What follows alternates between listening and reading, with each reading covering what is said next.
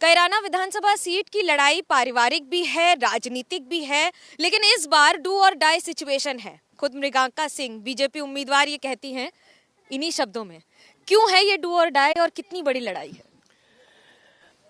Party नेतृत्व के कृपा से इस बार मुझे फिर उम्मीदवार कैराना विधानसभा से बनाया गया है और क्योंकि पिछले 2 चुनाव में सफलता नहीं मिल पाई थी, इसी कारण मेरे विचार में एक बहुत ही डिफिकल्ट सिचुएशन है इस चुनाव में।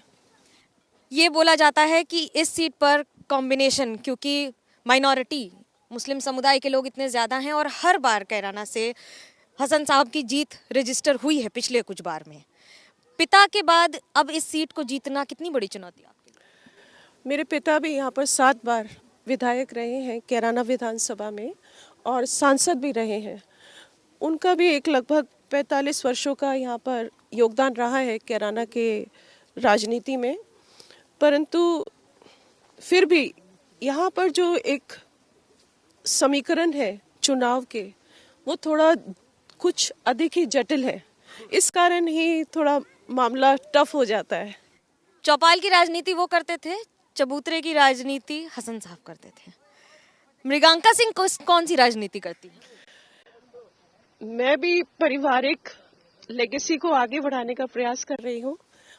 मेरे पिता ने यहाँ पर अभूतपूर्व योगदान दिया पिछले 45 वर्षों में सक्रिय रहते हुए, और यहाँ की जो पूरा क्षेत्र है वो उनको बहुत ही सम्मान और उनकी बहुत ही व्हाट टू से रिस्पेक्ट से वो लोग उनको याद करते थे।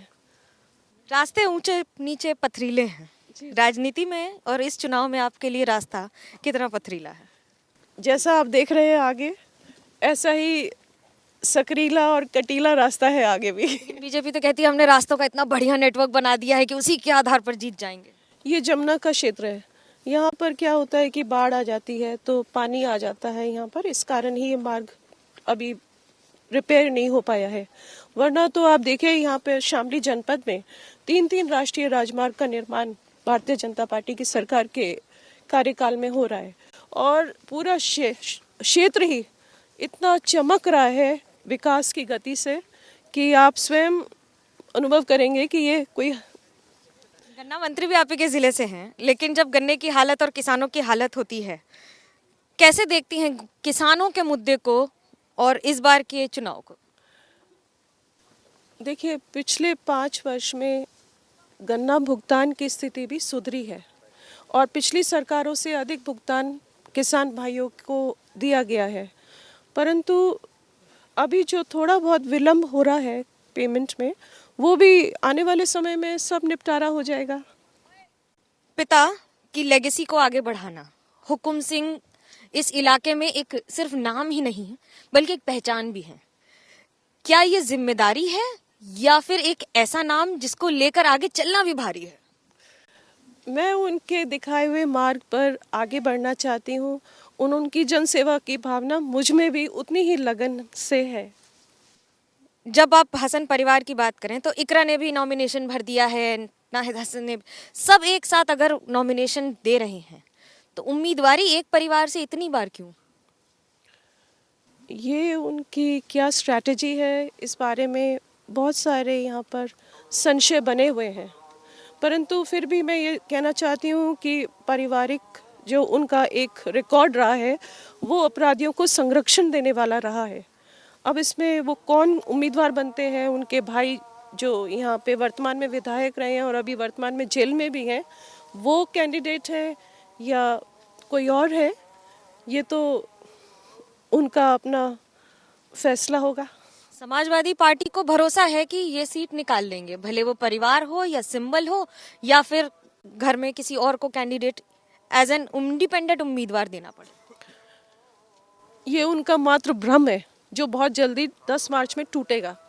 और आप देखिए कि जनता का जो विश्वास है, मैं कैराना के यहाँ गांव-गांव में जा रही हूँ, जनता का विश्वास है भारतीय जनता पार्टी के प्रति। कैराना में कैराना मॉडल कहती है बीजेपी, तो वहीं दूसरी ओर पलायन का मुद्दा है, इतने सारे मुद्दे हैं। क्या सरकार भी विफल है कैराना में? देखिए, जब से 2017 में योगी जी की सरकार बनी है, तब से कैराना में एक सुरक्षा का और खुशहाली का माहौल है। आप यहाँ के बाज़ार में भी अगर जाके जानकारी लेंगे तो लोग संतुष्ट हैं कि जान है तो जहान है। यहाँ गांव में लोग शाम के बाद, अंधेरे के बाद आवागमन करते हुए डरते थे, और आज स्थितियाँ बिल्कुल अलग हैं। स्थितियां अलग हैं, लेकिन जनता भी देख रही है कि स्थितियों को आगे अलग रखा जाएगा या फिर पुराने इतिहास के साथ ही मिला दिया जाएगा। कैमरा पर्सन सूरज पांडे और पंकज प्रजापति के साथ मनोज्ञा लोईवाल, कैराना, एबीपी न्यूज।